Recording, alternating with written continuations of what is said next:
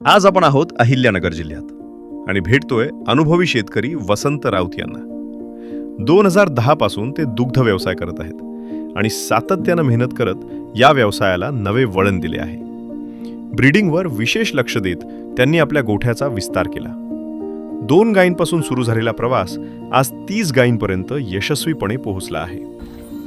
2010 पासून हा व्यवसाय आम्ही करतोय. तर आमचा हा वडिलोपार्जित व्यवसाय होता. तर 1-2 गायांवर सुरू झालेला व्यवसाय आज 30 गाया आणि 10 कालवडी असा व्यवसाय आमचा. तर आम्ही हिंदुस्थानचा रत्नराज हा ब्रँड वापरतो. सध्या 1 वर्षापासून हा चालू केलेला आहे आम्ही. तर आम्हाला त्या रत्नराजमध्ये दूध भरपूर आणि गायांच्या अंगावर एकदम चकाकी दिसते. तर गाया लागवडीला सुद्धा काही प्रॉब्लेम नाही. मी हा रत्नराज माझ्या गोठ्यावर स्वतः वापरलेला आहे.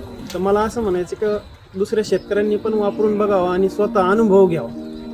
मेहनत, नियोजन आणि शास्त्रीय पद्धती यातून उभा राहिलेला हा प्रवास अनेक शेतकऱ्यांसाठी प्रेरणादायी ठरतो.